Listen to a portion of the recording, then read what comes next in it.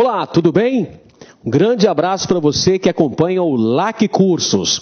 Eu sou o professor Edenilson Moraes e com muito prazer, muita satisfação, estamos aqui para apresentarmos um super curso de História e Geografia de Rondônia, para você que está se preparando para o concurso da Defensoria Pública. Nós iremos fazer um curso muito bem preparado, que garantimos que você vai ficar muito bem preparado, competitivo para este certame. Nós iremos fazer aulas bem contextualizadas, abordando os principais temas que são mais recorrentes nos concursos públicos que abranjam esta temática da geografia e da história do nosso querido estado de Rondônia. Pois bem, em nossa aula inaugural iremos tratar da história de Rondônia. Vamos falar de aspectos muito importantes, tais como a exploração e a conquista da região amazônica. De que maneira que a Amazônia passou a ser um território colonial da América Portuguesa e de que maneira começou a colonização dos vales do Guaporé, Madeira e Mamoré. Então você é meu convidado, vem comigo que essa aula vai ser muito produtiva. Pois bem então, meus amigos, vamos começar então falando sobre a exploração, conquista e ocupação da Amazônia. Você sabe muito bem, aprendeu no colégio, que a Amazônia abrange territórios não apenas no Brasil, mas também em vários países da América do Sul, tais como Bolívia, Colômbia, Equador, Guiana, Peru, Suriname e Venezuela. A Amazônia corresponde a uma extensa planície sedimentar aluvial que compõe uma densa floresta equatorial e a maior bacia hidrográfica do mundo, a Bacia Amazônica, com seus rios caudalosos. O que nos interessa a analisar a respeito da Amazônia é justamente as suas sub-regiões que correspondem ao estado de Rondônia, ou seja, os vales dos rios Guaporé, Madeira e Mamoré. Bem, no século XVI, no início da colonização da América, a Amazônia era uma região que suscitava várias interpretações por parte do imaginário europeu.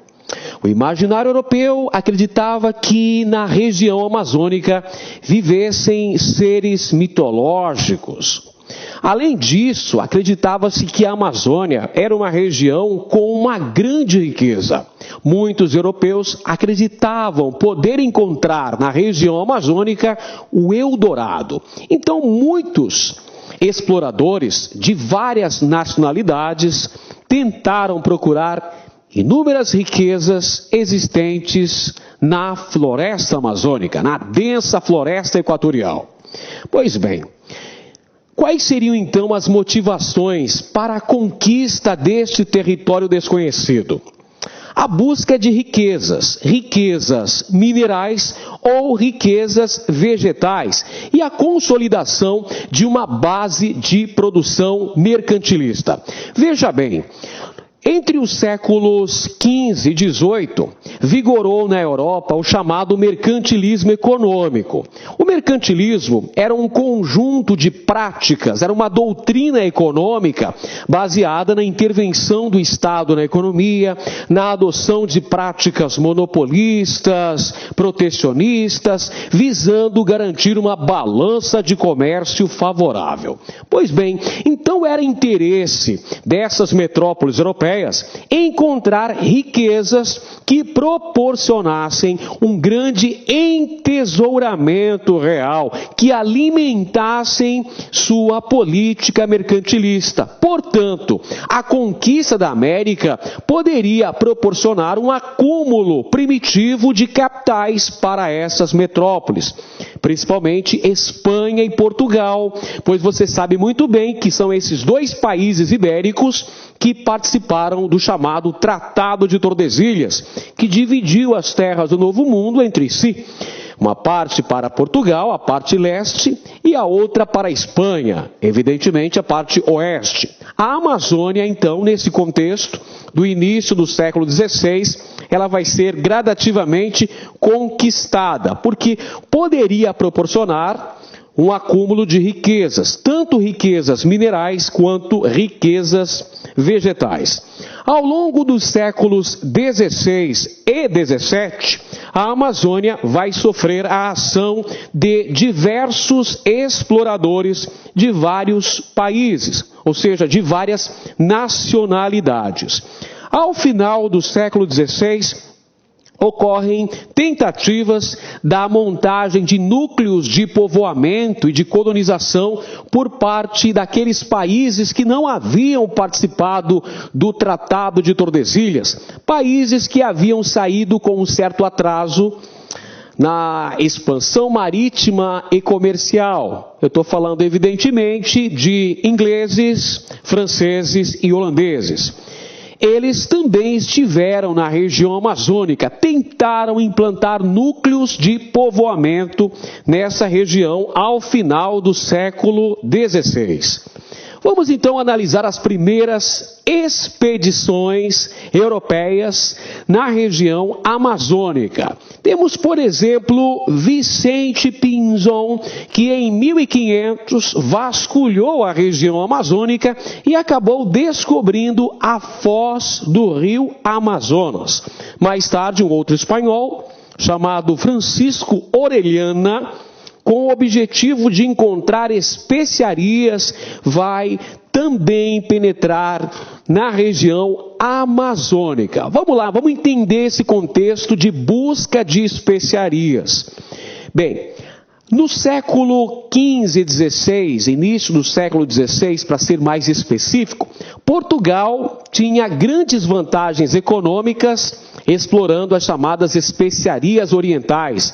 Buscava esses produtos, esses temperos, lá nas Índias. Pois bem, a Espanha tinha o interesse de encontrar especiarias também aqui em solo amazônico. É por isso que são montadas várias expedições no sentido de se identificar esses produtos que poderiam ser extraídos e gerar riquezas para a coroa espanhola.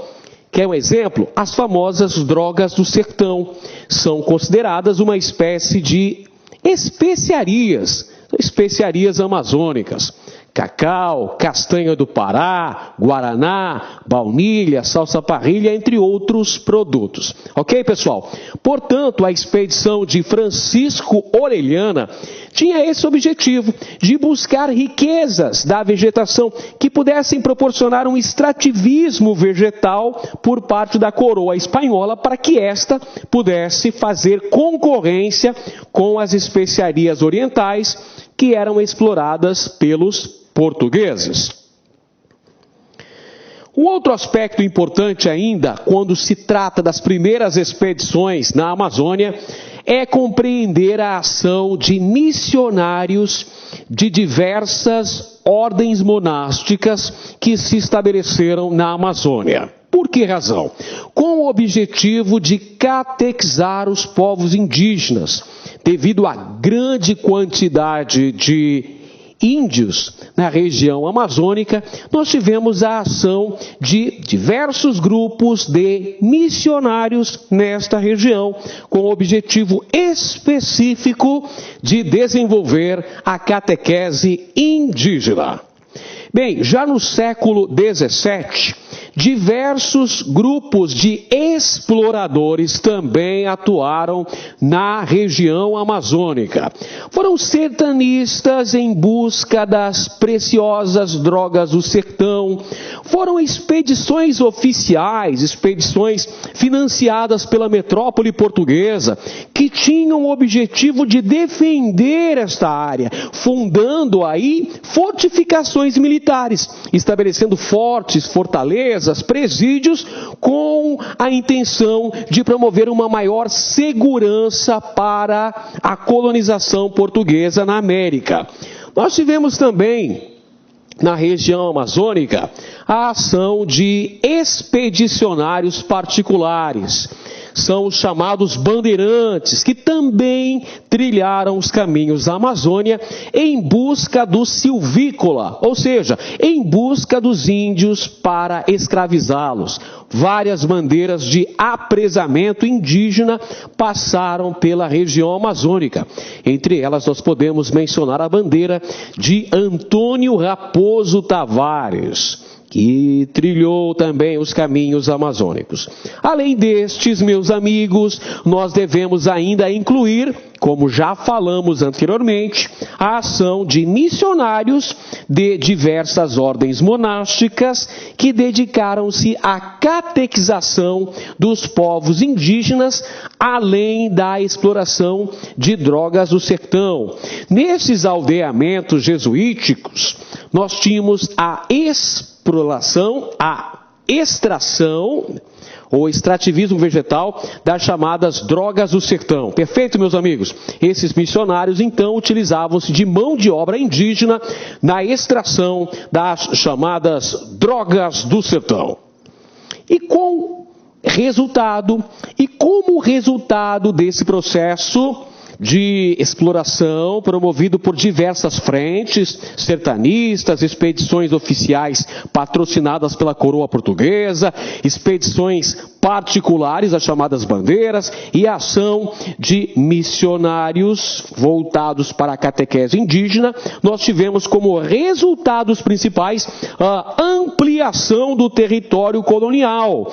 Veja bem, essa área da Amazônia que, de acordo com o Tratado de Tordesilhas, não pertencia aos domínios de Portugal, gradativamente foi inserida em consequência direta dessa expansão territorial. Ou seja, a ação desses diversos grupos garantiram a conquista, a exploração econômica do território da Amazônia por parte dos portugueses. Você tem ainda como consequências importantíssimas a formação de vilas, o estabelecimento de fortes militares e de missões de aldeamentos indígenas na região da Amazônia. Então nós temos a atuação do poder civil, do poder militar e do poder religioso, garantindo uma inserção da Amazônia ao domínio colonial português na América.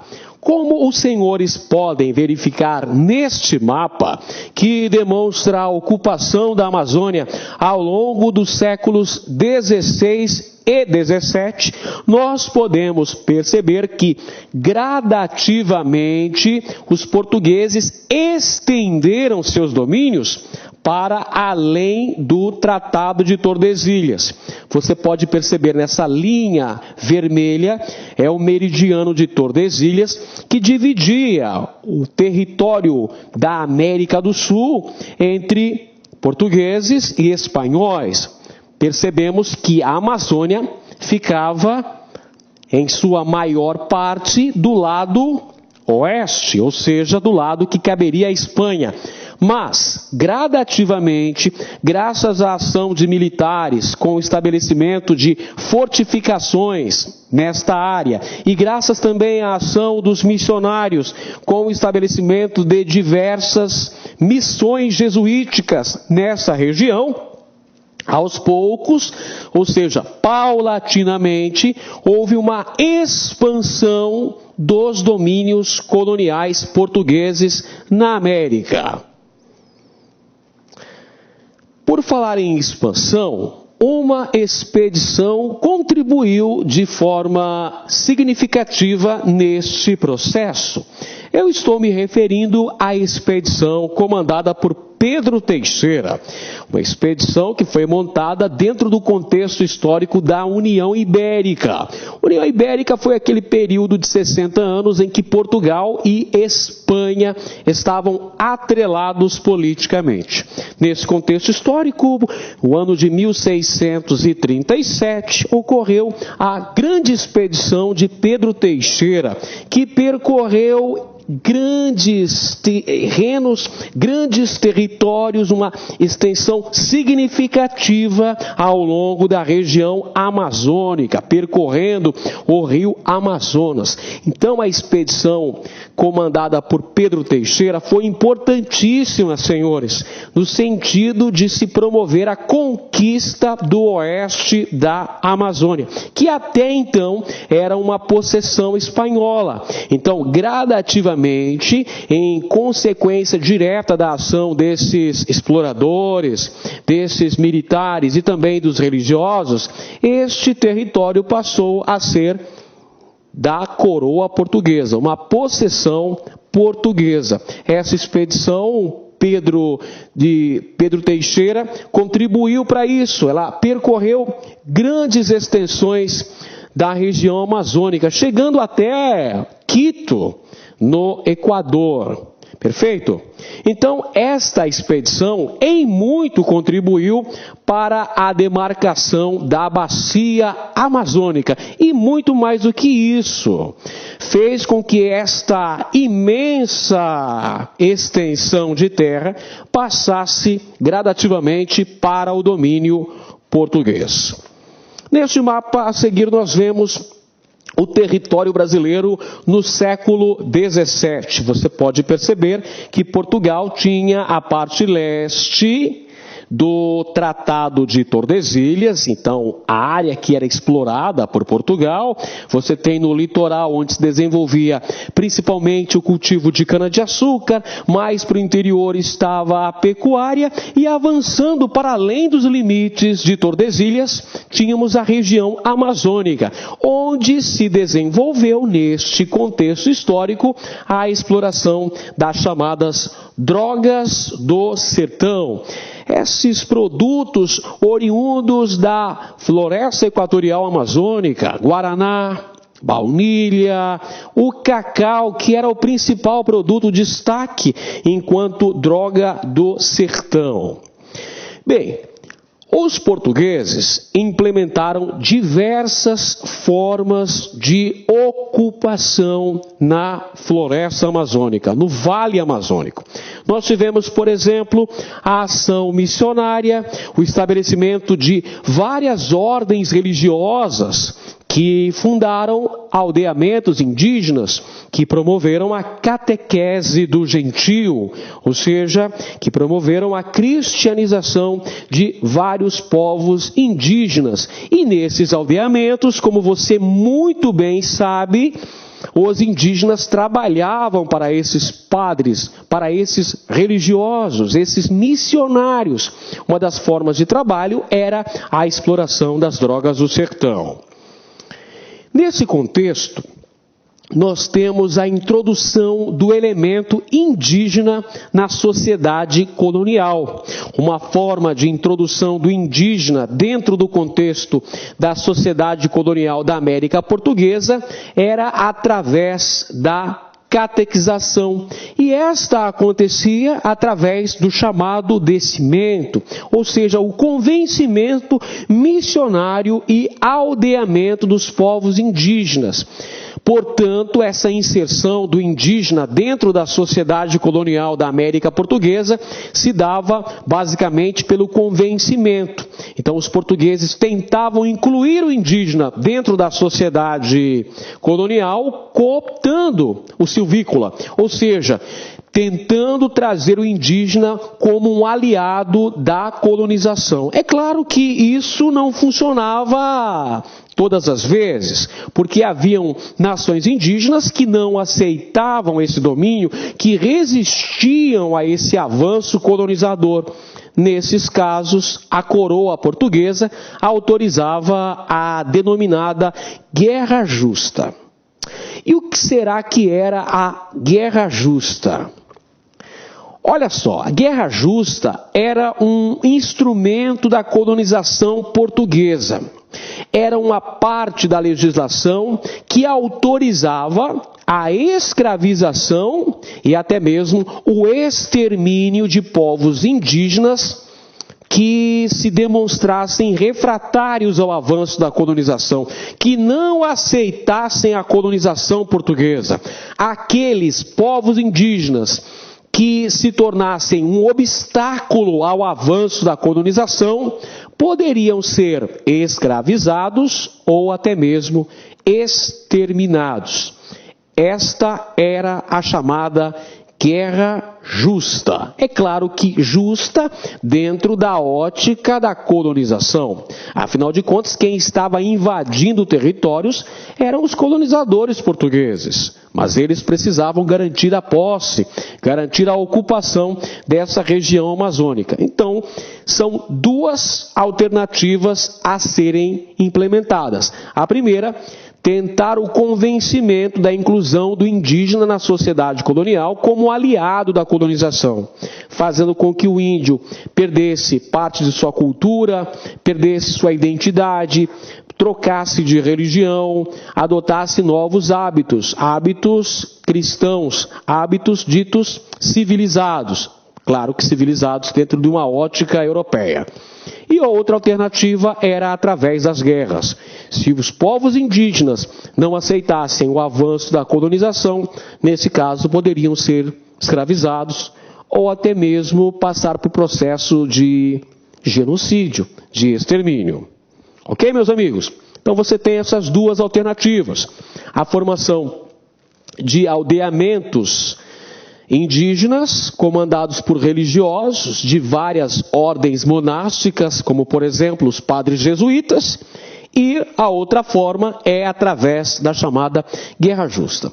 O que é importante é que nesse contexto histórico nós tivemos a instalação de inúmeras missões jesuíticas, missões religiosas ao longo da Amazônia. No Vale Amazônico surgiram vários aldeamentos indígenas comandados por essas ordens religiosas. Então você tem uma gradativa inserção da região amazônica ao território colonial da América Portuguesa. Outro aspecto muito relativo, muito significativo, muito importante e que é recorrente nos concursos públicos sobre história de Rondônia é analisar o chamado período pombalino, a administração pombalina, que evidentemente tem a ver com Sebastião José Carvalho e Melo, o famoso Marquês de Pombal. Marquês de Pombal é um representante do despotismo esclarecido em Portugal. Ele era um ministro plenipotenciário, o primeiro-ministro do rei Dom José I de Portugal, no período entre 1750 e 1777. O Marquês de Pombal promoveu a adoção de várias medidas que visavam reformar a política e a economia em Portugal.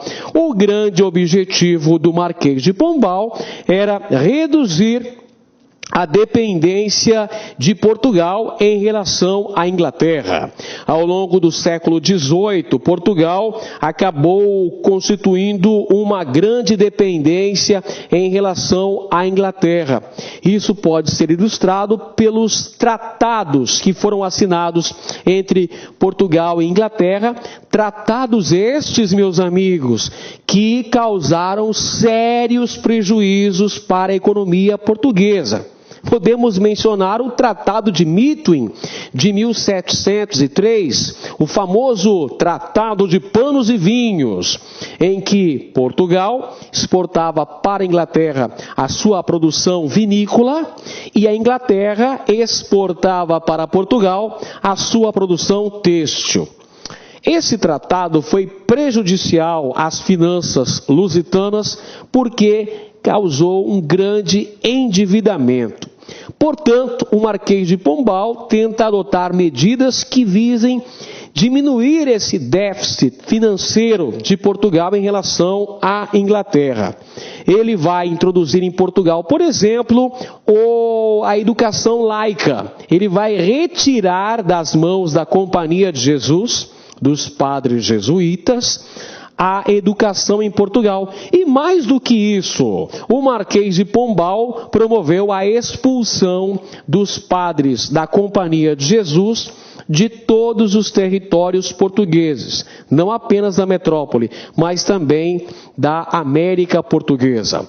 Essa medida visava diminuir a influência que esta poderosa companhia tinha na metrópole portuguesa, porque, como o Marquês de Pombal dizia, a Companhia de Jesus era um estado dentro do próprio português, dada a sua grande influência política, econômica e cultural também, na medida em que a Igreja Católica monopolizava a educação em Portugal. Outra medida importante tomada pelo Marquês de Pombal e que diz respeito diretamente com o território que hoje nós conhecemos como Rondônia, foi a criação da Companhia de Comércio do Grão-Pará e Maranhão, que teria a tarefa de ter o monopólio sobre a extração das drogas do sertão. A Companhia de Comércio do Grão-Pará e Maranhão teria a responsabilidade de abastecer com toda a sorte de mercadorias a recém-criada capital da capitania de Mato Grosso à época, Vila Bela da Santíssima Trindade, capital da capitania de Mato Grosso, erigida no Vale do Guaporé em 1752, seria abastecida por esta companhia estatal criada pelo Marquês de Pombal, a Companhia de Comércio do Grão-Pará e Maranhão, que teve uma duração bem efêmera.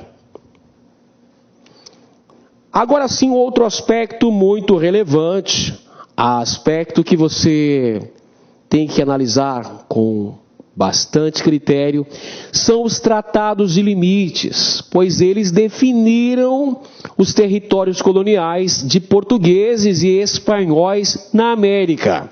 Você já percebeu ao longo da aula de hoje que ocorreu uma expansão dos domínios coloniais portugueses. Isso aconteceu na Amazônia, isso aconteceu também no Centro-Sul e até mesmo no sul do território da América Portuguesa. Ou seja, houve uma expansão para além dos domínios estabelecidos pelo Tratado de Tordesilhas. Essa expansão territorial obrigou as diplomacias desses dois países, Portugal e Espanha, a iniciarem uma longa conversação no sentido de legitimar essa expansão territorial. É nesse contexto, meus amigos, que acontecem a assinatura de novos tratados de limites. Vamos então recapitular os principais tratados. Vamos começar lá pelo Tratado de Tordesilhas, de 1494.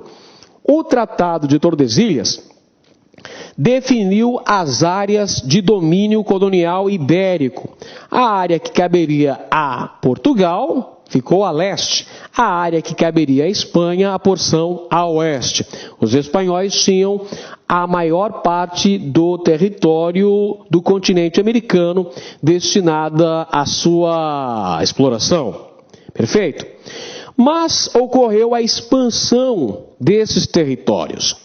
Em 1681 foi assinado um novo tratado, o Tratado de Lisboa, tratado este em que ocorreu a devolução pelos espanhóis da colônia de Sacramento. Mais tarde nós tivemos a assinatura do Tratado de Utrecht, em 1713, em que Portugal e França, atenção, Tratado de Utrecht, Portugal e França definiram a fronteira norte da Amazônia, a fronteira do território da América Portuguesa ao norte, estabelecendo como limite o rio Oiapoque. Entretanto, o mais importante tratado, aquele que você deve ficar atento, aquele que você deve ficar ligado, de olho no lance, é o Tratado de Madrid, porque ele tem uma repercussão direta sobre as regiões dos vales do Guaporé, Madeira, Mamoré. Perfeito, meus amigos? Então, o Tratado de Madrid foi assinado em 1750. Vamos lá, Tratado de Madrid, assinado em 1750, tratado envolvendo Espanha e Portugal, redefinindo os limites coloniais de ambas coroas ibéricas na América.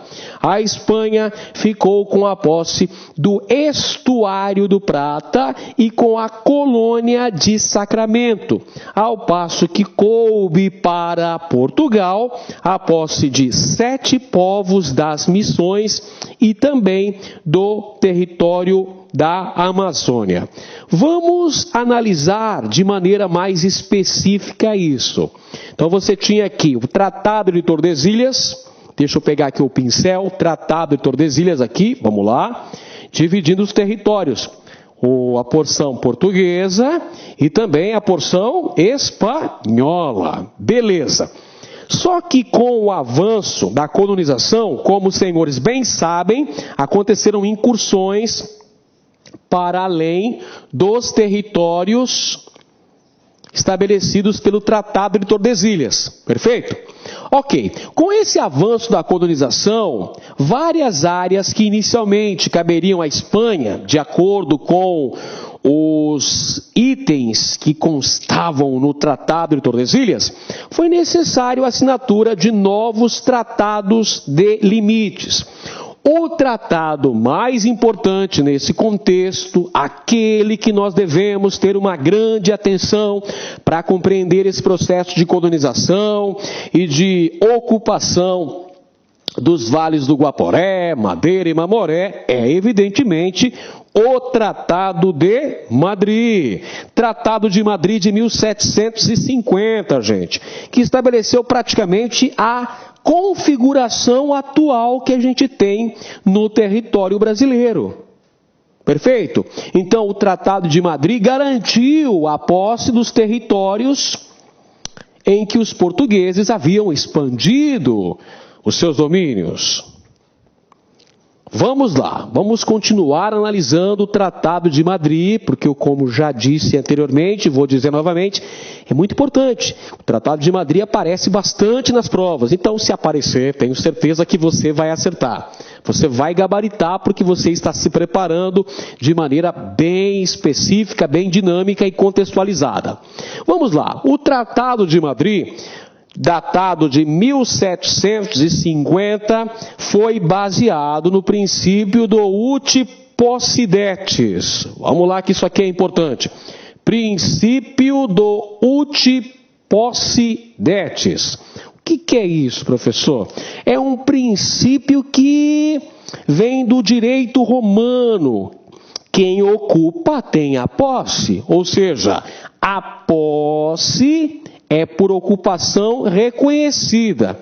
Todos os territórios em que os portugueses estivessem ocupando, estivessem colonizando, tivessem fundado aldeias, vilas, arraiais, fortes, missões jesuíticas, ou seja, que os portugueses tivessem fincado literalmente seus domínios, caberia a colonização de Portugal, de acordo com o princípio do uti possidetis.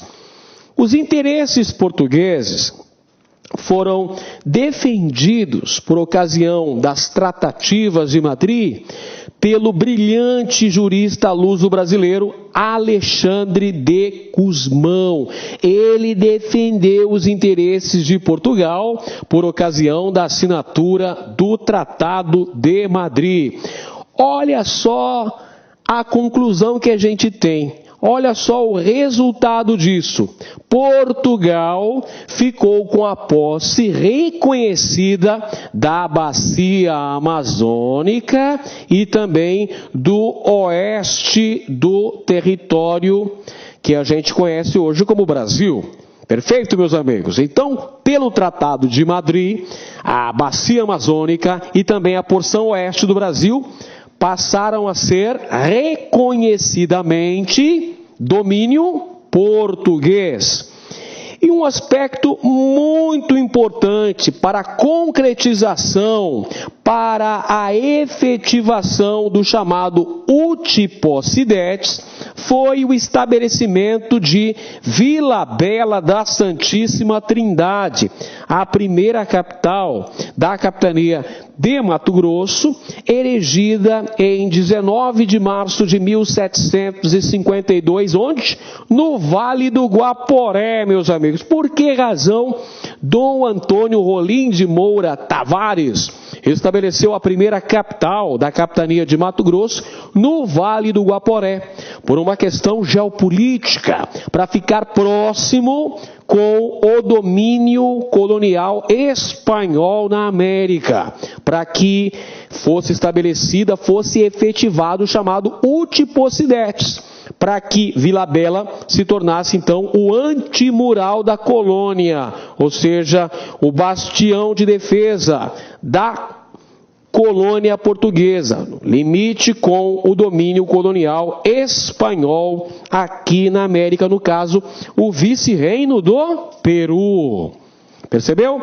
Então, vamos estudar com atenção o Tratado de Madrid, porque ele é significativo, ele, eu diria, é emblemático. Ele foi fundamental para a consolidação do direito de posse da bacia amazônica e do oeste do Brasil para Portugal.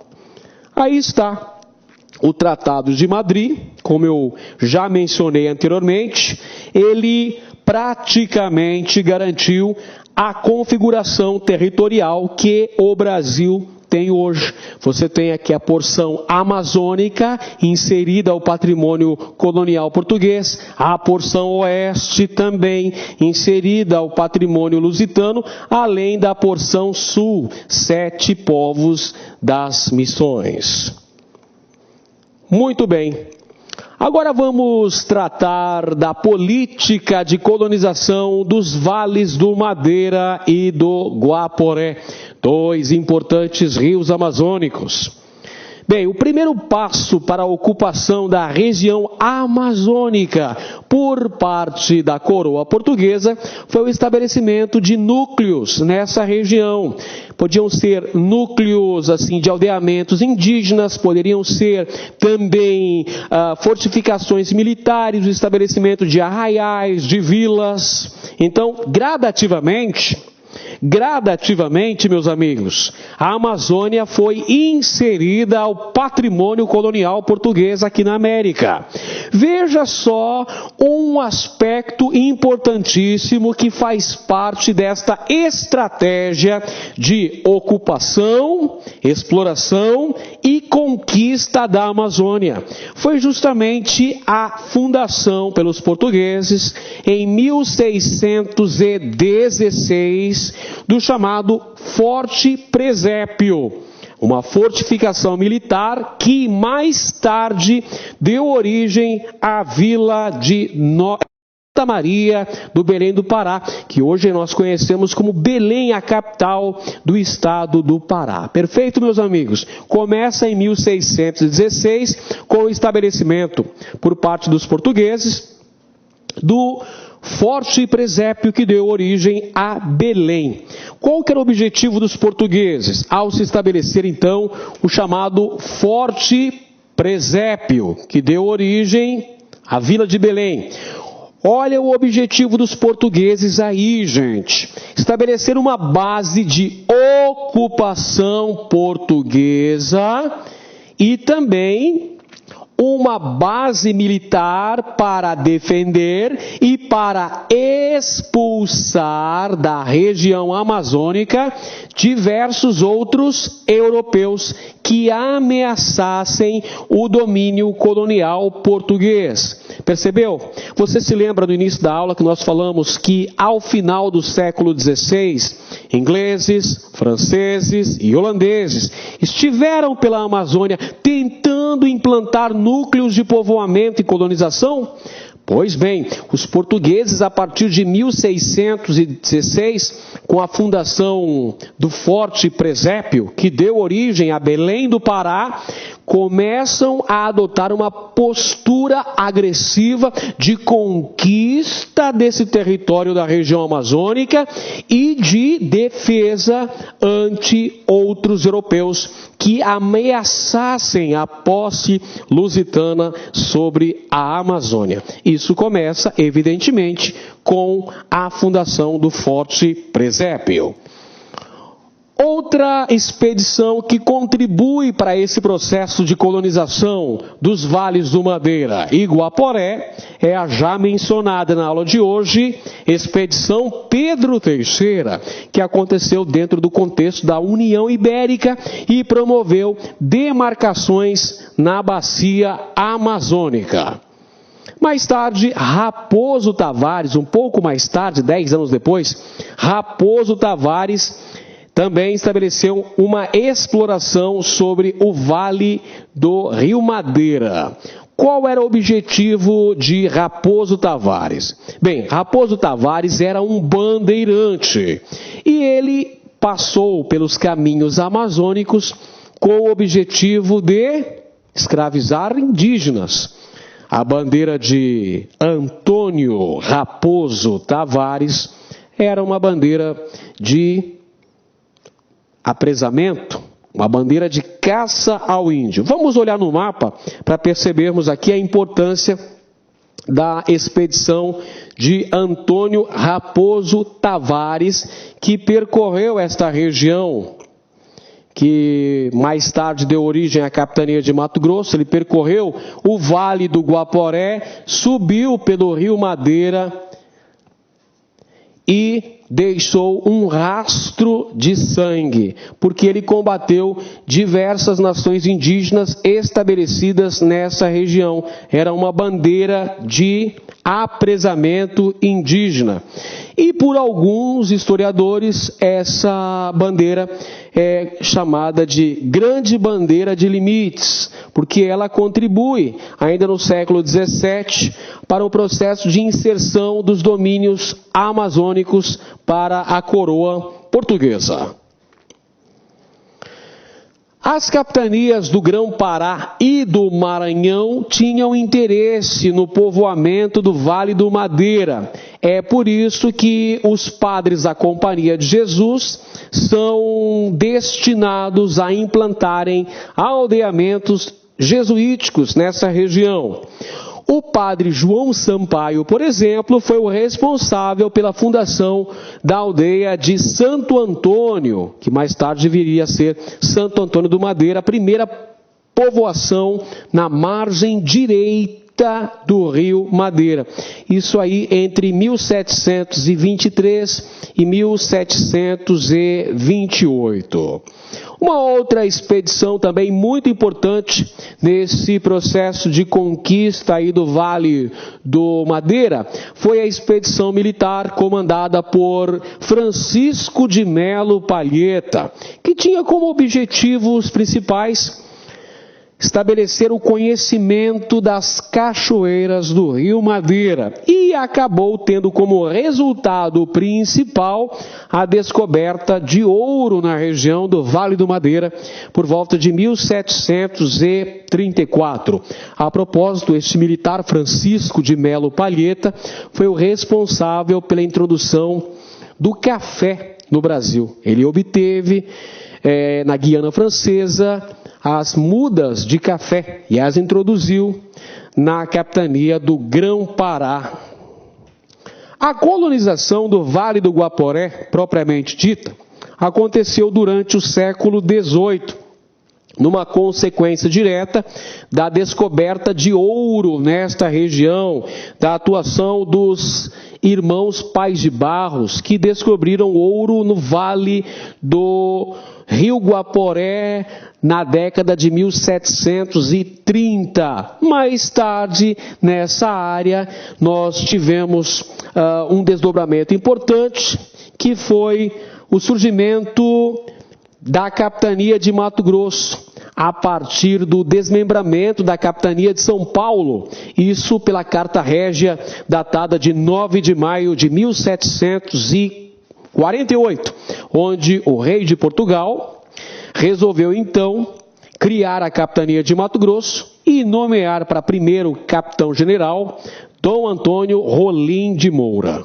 Devemos lembrar que o território que hoje conhecemos como Rondônia foi, durante o século XVIII, capitania de Mato Grosso. A maior parte do território de Rondônia, cerca de 80%, foi território da capitania de Mato Grosso e depois província de Mato Grosso e com o advento da República, estado de Mato Grosso.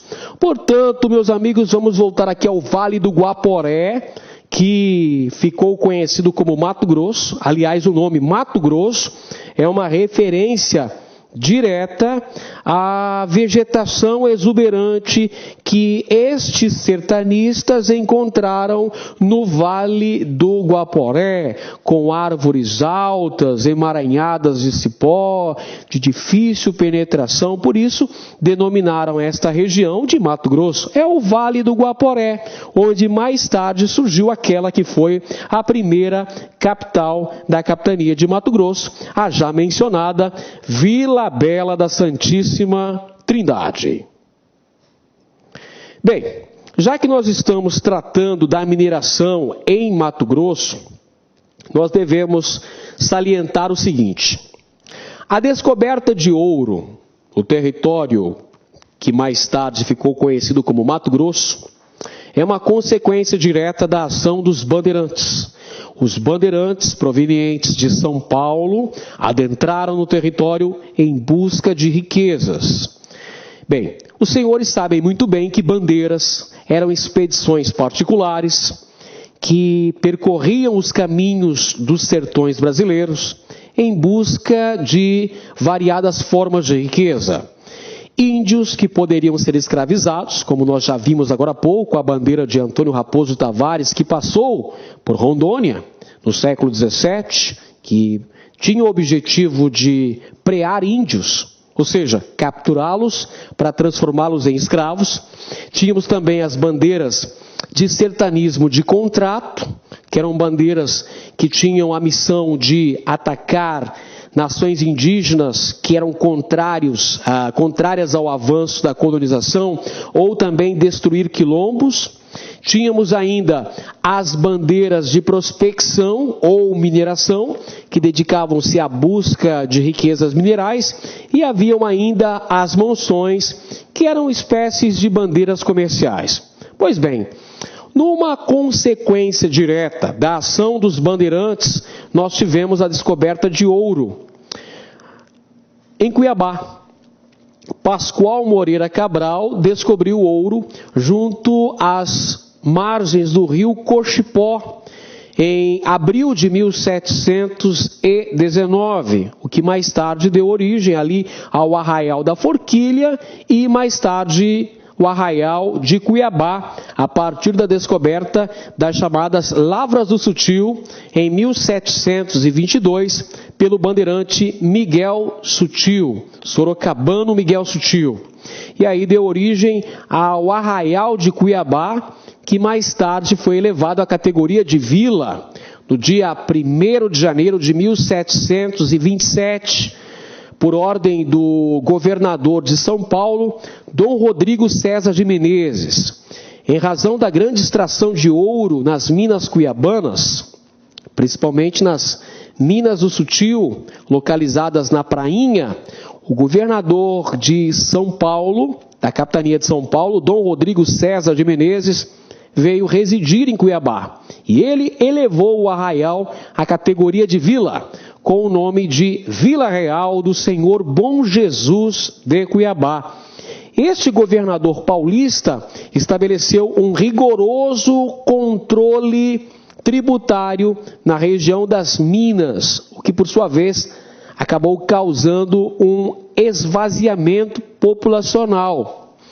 Alguns mineradores se dirigiram mais a oeste do território e vieram a descobrir ouro no Vale do Guaporé. Os irmãos Pais de Barros estão nesse contexto histórico. Entretanto, cabe ressaltar ainda que a mineração em Mato Grosso, no século XVIII, teve vida curta, em razão de técnicas primitivas de extração, em razão do ouro de aluvião e também dos pesados impostos cobrados pelas autoridades portuguesas. Na década de 1740, ocorreu a descoberta de diamantes no Arraial de Diamantino, o que mais do que rapidamente a coroa portuguesa tratou de proibir a extração diamantífera em terras mato-grossenses. E por que será que a coroa portuguesa, por que será que a metrópole resolveu proibir a extração de diamantes na região? Por uma razão muito simples, meus amigos. A coroa portuguesa tinha medo de que isso promovesse um esvaziamento populacional, ou seja, um grande deslocamento populacional para as novas minas, no caso as minas de Diamantino. A meta de Portugal, nesse contexto, olha aqui, 1747, já estavam iniciando as conversações no sentido de se estabelecer um novo tratado de limites nos territórios coloniais de portugueses e espanhóis aqui na América. Então, é claro que a metrópole não queria que ocorresse uma dispersão populacional pelo território, muito pelo contrário, queria que as fronteiras fossem defendidas. No contexto da descoberta de ouro em Mato Grosso, nós tivemos um grande afluxo populacional para essa região. E esses novos habitantes que se dirigiam para o território que mais tarde deu origem à capitania de Mato Grosso, eram trazidos através das monções paulistas. O que eram as monções paulistas? Essas monções, deixa eu puxar uma seta aqui para explicar as monções. As monções eram expedições fluviais. Essas expedições fluviais, meus caros amigos, traziam mercadorias diversas para as minas cuiabanas. Traziam, por exemplo, ferramentas de trabalho, alimentos diversos, dentre eles o sal, traziam remédios, vestimentas, traziam escravos africanos para serem utilizados nessa região, traziam pessoas livres também, aventureiros, traziam religiosos, autoridades lusitanas, enfim, era o canal de comunicação entre São Paulo e Cuiabá, chamadas monções. Então essas monções traziam toda sorte de mercadorias e também de pessoas, autoridades da burocracia portuguesa, clérigos, comerciantes, profissionais liberais, mineradores, sertanistas, trabalhadores livres e escravos. E isso garantiu um grande aumento populacional, principalmente depois da descoberta das Minas do Sutil, em 1722. Ora, até o governador de São Paulo deixou o povoado, ou seja, a vila de São Paulo de Piratininga, e veio residir em Cuiabá.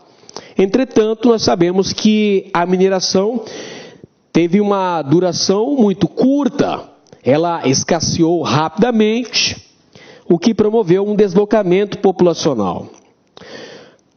Do processo de extração aurífera, aqui no Vale do Madeira, estava sujeito a um grande contrabando. Professor, por que ocorria contrabando? Ora, porque os mineradores queriam escapar do fisco, que era muito rigoroso.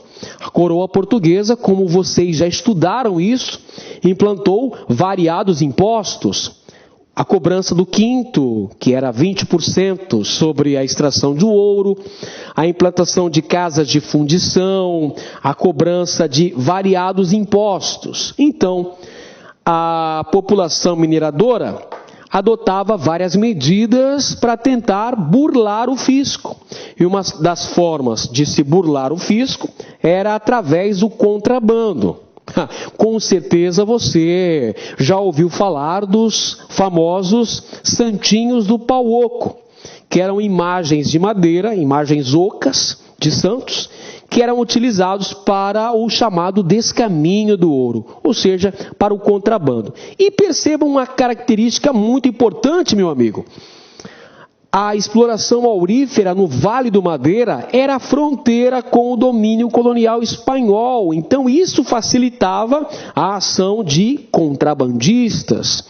Para tentar coibir a prática do contrabando, a coroa portuguesa resolveu proibir a navegação pelo rio Madeira, através do Alvará de 27 de outubro de 1733. Evidentemente que mesmo com a decretação deste alvará proibitivo, o contrabando continuou existindo. Afinal de contas, era uma região de fronteira e, neste contexto, ainda uma fronteira desprotegida do ponto de vista militar.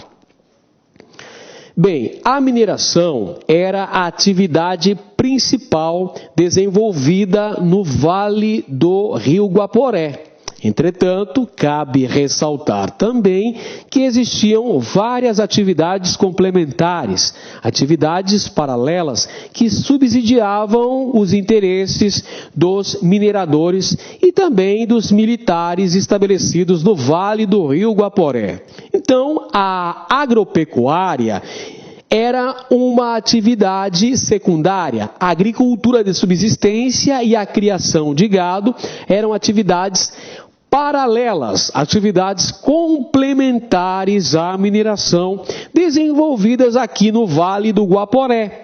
Utilizavam-se também de mão de obra escrava, mas tinham um baixo rendimento da população, ou seja, não conseguia atender a toda a demanda existente, fazendo com que ocorressem vários momentos em que tivemos fome na região, dada a carência de alimentos. Portanto, essas lavouras de subsistência eram insuficientes para atender toda a demanda local. Então, a fome foi uma característica marcante do Vale do Guaporé durante o século XVIII, meus amigos. Outra atividade complementar à mineração era o extrativismo vegetal. Nós já vimos aqui que a extração das drogas do sertão foram atividades emblemáticas desenvolvidas em toda a Amazônia e aqui no Vale do Guaporé também, com destaque para cacau. Também era uma droga do sertão. Bem, em relação à ocupação do Vale do Rio Madeira, os portugueses enfrentaram várias dificuldades para consolidar a implantação, a instalação de núcleos populacionais nessa região. E por que as autoridades portuguesas tiveram essa dificuldade toda de se implantar arraiais, vilas no Vale do Madeira, dada a resistência indígena? Então, olha só, os indígenas não foram apenas submissos, aceitando a conversão, a catequização pelos padres. Não, algumas vezes os povos indígenas fizeram valer seus direitos e lutaram, tentaram resistir ante ao avanço da colonização. Então, um dos fatores que dificultava a implantação de núcleos de povoamento português no Vale do Madeira era a resistência indígena e outro aspecto, as inúmeras doenças tropicais, com destaque para a malária, que foi uma causa de muitos falecimentos nessa região. A malária, ela afligiu os vales do Guaporé, Madeira, Mamoré, durante muito tempo. No século XVIII, por exemplo, para você ter uma breve ideia do que eu estou falando, uma vaga ideia do que nós estamos discutindo aqui, 2 governadores da capitania de Mato Grosso faleceram acometidos pela malária. O primeiro deles foi João de Albuquerque de Melo Pereira e Cáceres, e o outro foi Manuel Carlos de Abreu Menezes. Então, claro que essas doenças tropicais, febre amarela, mas principalmente a malária, causaram grandes baixas, dificultando inclusive a instalação de núcleos de povoamento ao longo do Vale do Madeira no século XVIII. E agora, meus amigos, chegou a hora de falarmos sobre a capitania de Mato Grosso. A gente já falou alguma coisa, já deu algumas dicas, algumas características fundamentais da capitania de Mato Grosso, mas vamos então abordar de que maneira que se deu a criação desta capitania, em que englobava os vales do Guaporé, do Madeira, do Mamoré. Veja só, a capitania de Mato Grosso foi criada através da Carta Régia de 9 de maio de 1748, quando o rei de Portugal, Dom João V, resolveu então desmembrar parte do território da capitania de São Paulo, criando então uma nova capitania, doravante denominada Capitania de Mato Grosso. E ele nomeou para o cargo de primeiro capitão-general e governador desta nova capitania, o militar de carreira, Dom Antônio Rolim de Moura Tavares. Você sabe que tem um município em Rondônia chamado Rolim de Moura, uma referência, é claro, ao primeiro governador da capitania de Mato Grosso, Dom Antônio Rolim de Moura Tavares, o segundo conde de Azambuja. Vamos lá. Rolim de Moura teve a tarefa específica de fundar a primeira capital da capitania de Mato Grosso, no Vale do Guaporé, junto à fronteira com o domínio espanhol, ou seja, o vice-reino do Peru. Isso ocorre em 1752.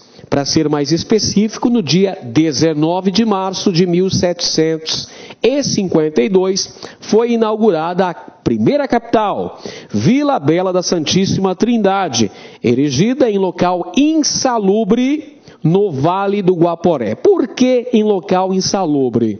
Por causa das doenças proporcionadas pelo clima da região guaporeana, entre elas a já mencionada malária. Para abastecer a nova capital estabelecida no Vale do Guaporé, o primeiro-ministro de Portugal, o Marquês de Pombal, promoveu a criação da Companhia de Comércio do Grão-Pará e Maranhão, as chamadas Monções do Norte. Por quê? Porque elas fariam a ligação comercial entre as vilas de Belém do Pará e Vila Bela da Santíssima Trindade. Essa ligação seria através dos rios amazônicos, Rio Amazonas, Rio Madeira, Rio Guaporé. Perfeito, meus amigos? Por isso, denominados de Monções do Norte, o abastecimento da capital. Então, a Companhia de Comércio do Grão-Pará e Maranhão teria a missão específica de abastecer com toda a gama de produtos a recém-inaugurada capital da Capitania de Mato Grosso, Vila Bela. Esta companhia deveria abastecer com tecidos, remédios, alimentos diversos, ferramentas de trabalho e principalmente escravos, utilizados nos árduos trabalhos dessa região do Vale do Guaporé. Em contrapartida, esta companhia levaria o quê? Ouro extraído do Vale do Guaporé. Entretanto, como bem sabemos, essa extração aurífera, ela foi rapidamente escasseando-se. Ela teve um processo de esgotamento muito rápido. Então, com o passar do tempo, os habitantes de Vila Bela acabaram acumulando pesadas dívidas em relação à Companhia de Comércio do Grão-Pará e Maranhão, o que levou à falência desta companhia estatal. Outra missão de Dom Antônio Rolim de Moura era promover o povoamento e a defesa da fronteira oeste, ou seja, do Vale do Guaporé, transformar Mato Grosso no antemural da colônia, da América Portuguesa, com a função de defender essa fronteira, defender esse território e, se possível, até mesmo ampliá-lo. Perfeito? Então, esta era a missão específica de Rolim de Moura.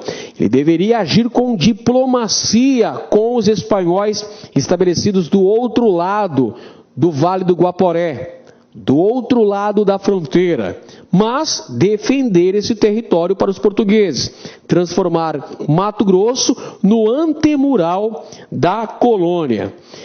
E no sentido de se atrair um contingente populacional para Vila Bela, o primeiro capitão-general, Rolim de Moura, promoveu a distribuição de terras e a concessão de isenções fiscais para aqueles que desejassem residir na primeira capital. Veja só, a coroa portuguesa teve que adotar uma série de estratégias para atrair população para se estabelecer no Vale do Guaporé, pois era objetivo da coroa portuguesa garantir o chamado Utiposidetes. É por isso que Vila Bela foi instalada na região do Vale do Guaporé, para ficar de frente com o domínio espanhol aqui na América. Rolim de Moura construiu ainda o Palácio dos Governadores em Vila Bela e construiu também a Catedral de Vila Bela. Construiu ainda o presídio e, posteriormente, Forte Nossa Senhora da Conceição para defender esse território. Observe com atenção agora este mapa que demonstra o território da capitania de Mato Grosso. Como você pode perceber, era um território de extensão bem significativa, que compreende atualmente 3 estados da federação: Mato Grosso, Mato Grosso do Sul e a maior parte do território de Rondônia. É por isso que nós estamos estudando as características da capitania de Mato Grosso, porque evidentemente que os vales do Guaporé, Madeira e Mamoré, territórios que mais tarde, lá no século XX, deram origem ao território do Guaporé e, posteriormente, território de Rondônia, e a partir de 1981, Estado de Rondônia, no passado, período colonial, pertenciam aos territórios da capitania de Mato Grosso. Por isso que é tão importante compreender de que maneira se deu a efetivação dessa posse portuguesa nesta porção amazônica do território brasileiro. Perfeito, então, meus amigos? Podemos seguir, então? Até aqui tudo bem? Vamos então continuar. Este é Dom Antônio Rolim de Moura, que foi segundo vice-rei do Brasil e foi conde da Zambuja. Isso aqui é uma ilustração feita pelo pintor francês Aimé Adrien Tounet em 1827, quando ele passou por Vila Bela, já naquela época uma cidade abandonada, praticamente à sua própria sorte, com uma população majoritariamente formada por descendentes de escravos ou por escravos, e ele fez o retrato, o quadro de vários capitães generais de Mato Grosso do período colonial.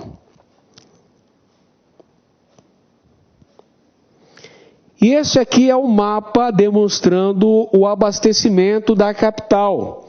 Portanto, o nosso amigo Rolim de Moura estabeleceu Vila Bela, deixa eu marcar aqui no mapa para você visualizar melhor, Vila Bela da Santíssima Trindade, no Vale do Guaporé.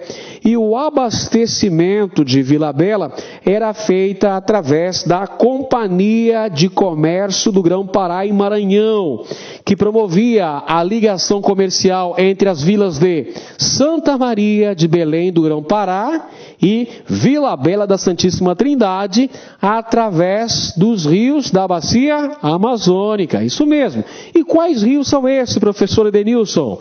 Os rios são o Amazonas, o Madeira e também o rio Guaporé. Então, esse extenso trecho era navegado pelas embarcações da Companhia de Comércio do Grão-Pará e Maranhão, trazendo mercadorias para Vila Bela e levando de volta algum ouro que era extraído aí nessa região.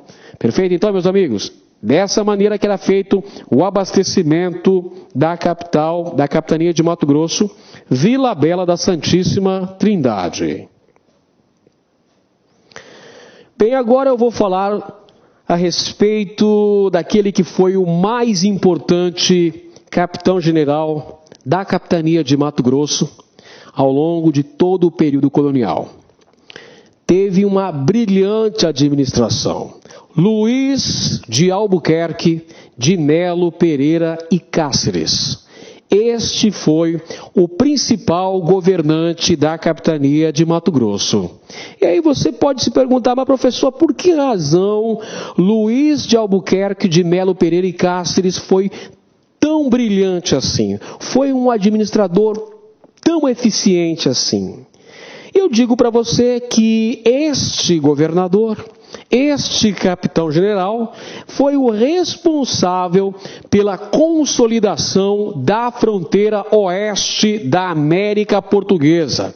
Ele estabeleceu a construção de vilas e de fortificações militares em locais geopoliticamente estratégicos.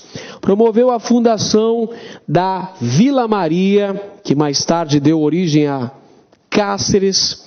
Promoveu ainda a construção da vila de Casal Vasco, no Vale do Guaporé, acima de Vila Bela. A fundação de Cocais, que deu origem mais tarde à vila de Nossa Senhora do Livramento. Promoveu também a edificação da vila de São Pedro del Rei, que deu origem ao atual município de Poconé, em Mato Grosso. Promoveu ainda a fundação da vila de Albuquerque, a atual Corumbá, no Mato Grosso do Sul. E muito mais importante do que tudo isso, promoveu a construção de importantes fortificações militares ao longo da fronteira com o domínio espanhol. Em destaque, a construção do Real Forte Príncipe da Beira, na porção norte, Vale do Guaporé, e a construção do Forte de Coimbra, na porção sul, Vale do Rio Paraguai. Por essa razão que Luiz de Albuquerque de Melo Pereira e Cáceres foi o principal governante de Mato Grosso durante o período colonial, porque ele consolidou a posse, garantiu a segurança dos domínios portugueses aqui nessa porção oeste e amazônica. Veja só, o Luiz de Albuquerque promoveu, como dissemos, vários núcleos populacionais. O núcleo de Vila Maria, que deu origem a Cáceres, o núcleo de Albuquerque, que deu origem a Corumbá, mas muito mais emblemático do que isso foi o estabelecimento de fortificações militares.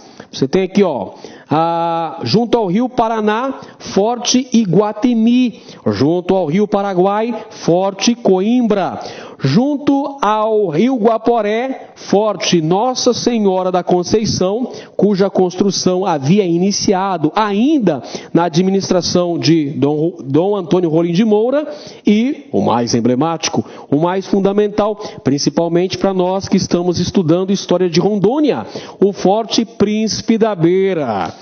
Essas fortificações militares, como você pode perceber no mapa, estavam em locais estratégicos, na fronteira com o domínio colonial espanhol. Então, isso foi fundamental para a consolidação da fronteira oeste. Por isso que este foi o mais importante governador da capitania de Mato Grosso. Ele promoveu a construção do Forte Real Príncipe da Beira. é outro tema que nós devemos olhar com todo carinho. É outro tema que pode aparecer. Anote aí, tema potencial para aparecer na sua prova. O Real Forte Príncipe da Beira. Ele fazia parte do projeto de defesa da fronteira, implementado pelo Marquês de Pombal, primeiro-ministro do rei de Portugal, Dom José I. A sua construção ocorreu durante a administração de Luís de Albuquerque de Melo Pereira e Cáceres. Os objetivos da construção do Forte Príncipe da Beira era promover a defesa da fronteira portuguesa junto ao domínio colonial espanhol. E, além disso, garantir um incremento, uma intensificação comercial nos vales dos rios Guaporé, Madeira e Mamoré. Então, percebeu? Os objetivos fundamentais da edificação do Real Forte Príncipe da Beira, além da defesa da fronteira junto ao domínio espanhol, também tinha a função de dar um incremento para as atividades comerciais, garantir maior segurança para essas atividades comerciais, principalmente aquelas ligadas à navegação fluvial, através da Companhia de Comércio e Maranhão. Então, são objetivos muito importantes, seguidos à risca pelo então capitão-general de Mato Grosso, Luís de Albuquerque. Os engenheiros responsáveis pela obra foram Domingos Sambucetti, que era italiano, foi vitimado pela malária e acabou falecendo. O outro era Alexandre de Souza, um luso-brasileiro. E nós temos ainda quem conclui a obra da construção do Real Forte Príncipe da Beira, foi o militar Ricardo Franco de Almeida Serra. Ele conclui a obra de construção do Real Forte Príncipe da Beira. Na construção dessa fortificação militar, os portugueses e também os luso-brasileiros enfrentaram uma série de dificuldades. A carência de materiais para a construção, a carência de trabalhadores, a fome e também várias doenças, entre elas a malária, que chegou a vitimar uma parcela significativa de trabalhadores. A inauguração deste importante forte se deu em agosto de 1783. Teve uma importância fundamental na consolidação desse domínio na fronteira oeste.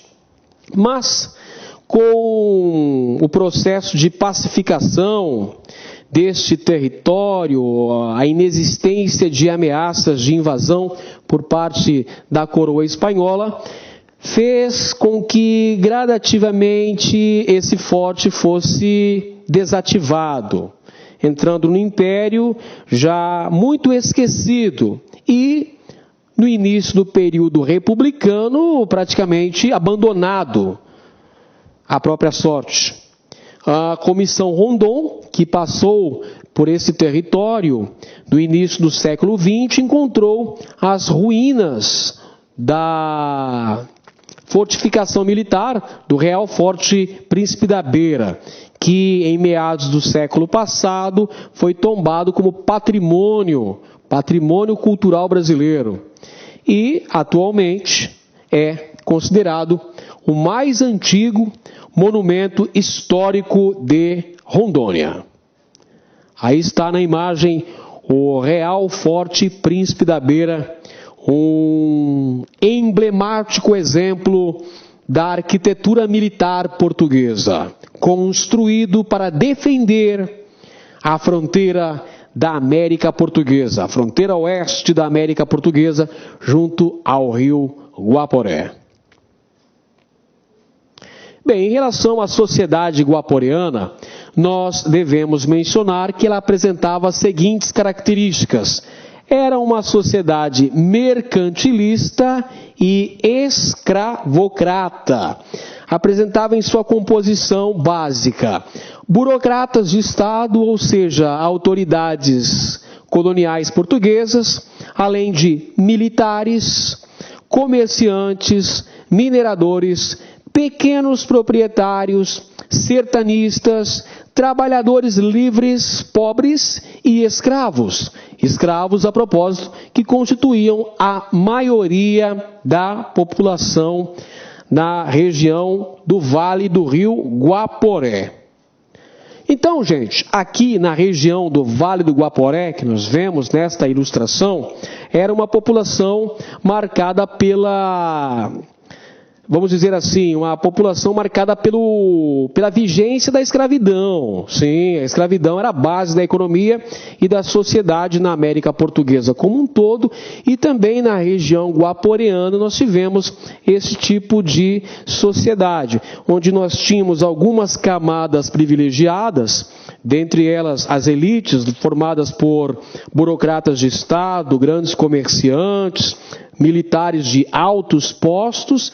Tínhamos uma camada intermediária formada por pequenos comerciantes, pequenos proprietários, profissionais liberais. Mais abaixo estavam os trabalhadores livres, por exemplo, artesãos, carpinteiros, pedreiros, e mais abaixo ainda estava a população escravizada, que era, evidentemente, a base da sociedade. Uma sociedade bastante desigual, mas vale dizer ainda que a região guaporeana foi uma área que conviveu com muitos problemas. Carência no abastecimento de alimentos, várias doenças tropicais que assolaram a região, uma carência de uma maior infraestrutura nas vilas edificadas ao longo desta região.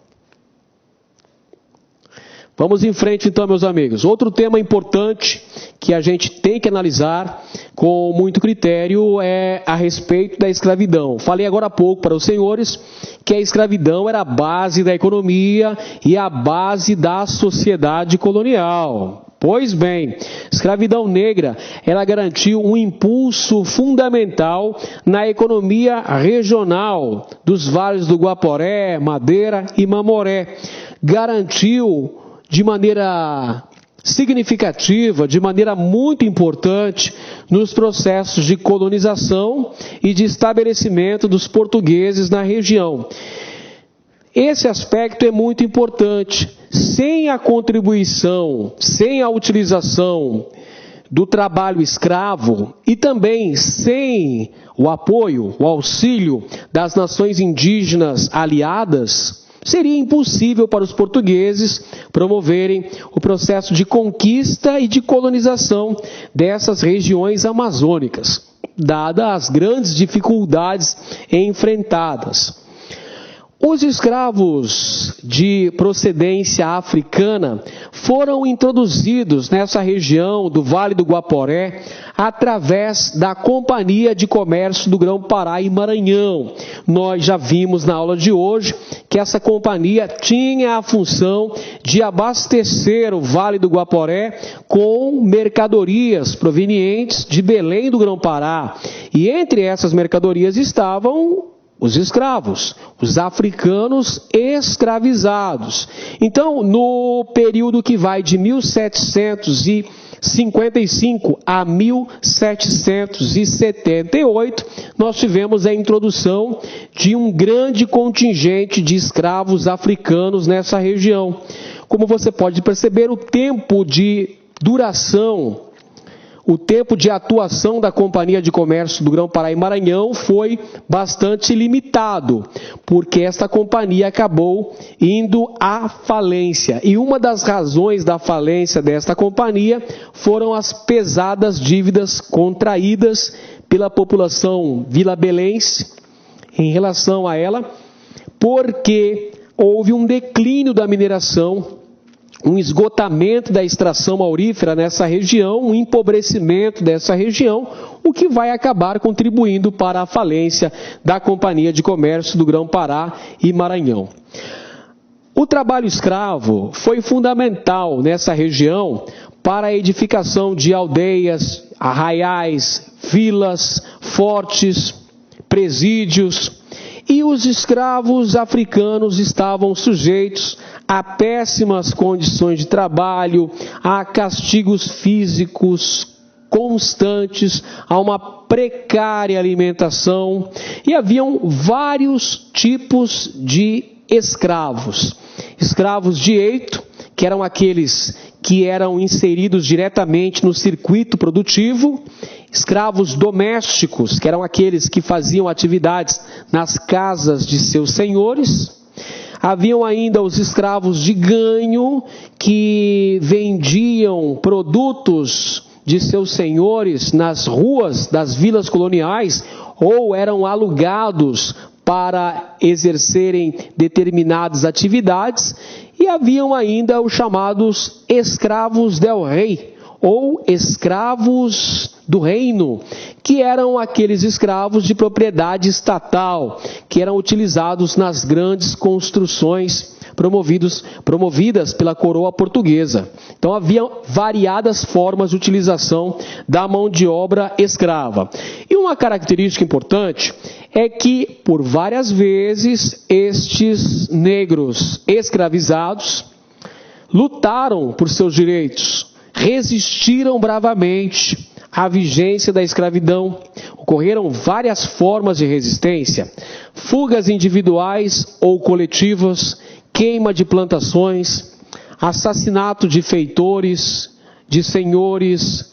Mas a principal forma de resistência à escravidão na América Portuguesa foi justamente a formação de quilombos.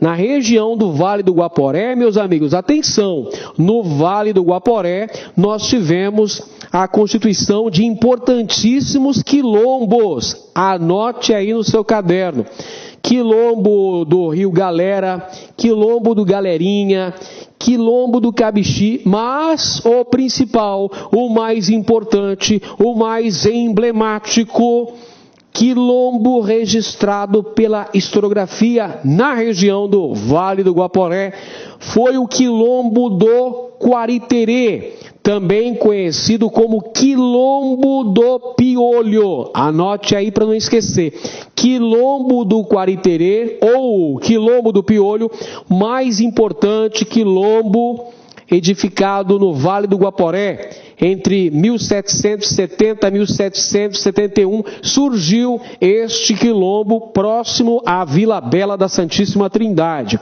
E esse quilombo tem até uma característica muito interessante, que foi o fato de ser governado por uma mulher, Teresa de Benguela, que era viúva do antigo chefe desse quilombo, José Piolho. Após o falecimento do mesmo, a Teresa de Benguela, que era conhecida pelos habitantes, pelos quilombolas ou Quariterê, como Rainha Teresa, passou a governar com mãos de ferro este que é o mais importante quilombo da região do Guaporé. Portanto, anote aí, mais uma vez eu vou frisar: o mais importante quilombo da região do Vale do Guaporé foi o quilombo do Quariterê, também conhecido como quilombo do Piolho, que foi governado por Teresa de Benguela. Olha ela aí, Teresa de Benguela, que inclusive já foi homenageada na Marquês de Sapucaí pelo carnavalesco Joãozinho 30, que levou a saga da Rainha Negra do Guaporé para a Marquês de Sapucaí no Carnaval do Rio de Janeiro. Então, quilombo do Piolho ou quilombo do Quariterê, mais importante quilombo da região do Guaporé, que foi governado por Teresa de Benguela. Esse quilombo foi destruído pela ação das bandeiras contratadas pelo governo da capitania de Mato Grosso, que destruiu esse quilombo na ocasião da destruição do Quilombo, a rainha Teresa de Benguela, que foi conduzida para Vila Bela juntamente com os seus irmãos de Quilombo, com os outros quilombolas, acabou falecendo. Ela mergulhou numa depressão profunda, definhou e acabou falecendo por ver a destruição de seu sonho de liberdade, o seu sonho de seus irmãos quilombolas do Quilombo do Quariterê, ou Quilombo do Piolho. Legal, meus amigos? Então vamos lá. A Vila Bela e a região do Vale do Guaporé enfrentaram sérias dificuldades de preservação. Por quê, meus amigos? Porque essa região teve uma rápida crise econômica. Essa crise econômica advém da decadência da mineração do ouro. Por isso que, diante do contexto de crise da mineração, a coroa portuguesa acabou adotando algumas medidas no sentido de garantir o povoamento e a colonização dessa região guaporeana. Por exemplo, a coroa portuguesa chegou a conceder cartas de alforrias para alguns grupos de negros, para que os mesmos continuassem estabelecidos na região e implantassem algumas práticas agrícolas para manutenção daqueles núcleos urbanos, principalmente Vila Bela da Santíssima Trindade. Por exemplo, na antiga região onde havia o Quilombo do Quariterê, foi formada uma comunidade composta por ex-escravos, denominada Aldeia Carlota. Esta comunidade foi criada no governo de João de Albuquerque de Melo Pereira e Cáceres, que era irmão de Luiz de Albuquerque. Tudo isso, meus amigos, no sentido de garantir o povoamento, de manter a colonização da região guaporeana, impedir que esta localidade se esvaziasse do ponto de vista populacional. Era interesse da coroa portuguesa manter a população fixada nessa região, por uma razão muito lógica, região de fronteira com o domínio espanhol. Então era interesse da coroa portuguesa manter a população fixada aí na área do Vale do Guaporé. Porque, a bem da verdade, Vila Bela, mesmo no período que esteve como sede administrativa da capitania, ela enfrentou muitas dificuldades.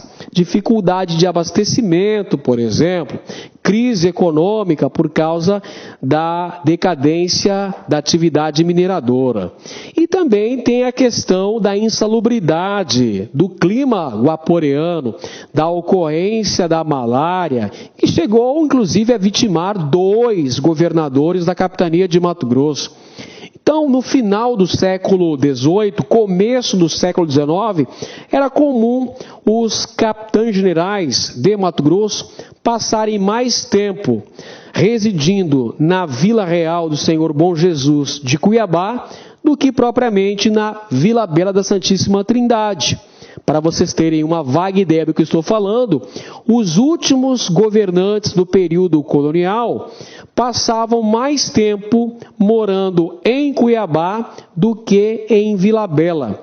E quando a capital foi transferida através de um golpe desfechado pela elite cuiabana em 1821, derrubando o último governante do período colonial, que foi Francisco de Paula Mageste de Carvalho, Vila Bela vai ficar praticamente abandonada à própria sorte. Tanto é que hoje a maioria esmagadora da população de Vila Bela é composta por elementos negros. Porque, evidentemente, que quando Vila Bela perdeu o status de capital, houve uma grande migração, sobretudo das camadas dominantes, das elites coloniais, que deixaram Vila Bela quando esta perdeu o status de capital. Ok, meus amigos? Então, vimos na aula de hoje, nossa aula inaugural sobre história de Rondônia, a exploração, ocupação, conquista da Amazônia. Vimos ainda a inserção da colonização dos vales do rio Guaporé, do rio Madeira, vimos a criação da capitania de Mato Grosso, os principais governantes, Rolim de Moura, que foi o primeiro, Luiz Albuquerque, que foi o mais importante, vimos a construção do Forte Real Príncipe da Beira, vimos ainda as características da sociedade guaporeana e vimos também a questão da mão de obra, a escravidão e também os atos de resistência à escravidão com a Constituição dos quilombos, destaque para o quilombo do Quariterê ou o quilombo do Piolho. Pois bem, chegamos então à reta final de nossa aula, espero que ela tenha sido bastante produtiva. Qualquer dúvida, favor entrar em contato comigo, que eu vou responder na medida do possível. E espero você aqui, neste mesmo LAC horário, neste mesmo LAC canal, aqui no LAC Cursos. Você sabe, né? O LAC Cursos é o melhor custo-benefício do mercado. Sem dúvida, é a melhor opção. E tenho certeza que você vai gabaritar na sua prova as questões de História e Geografia de Rondônia. Um grande abraço a todos vocês, fiquem com Deus, até a próxima.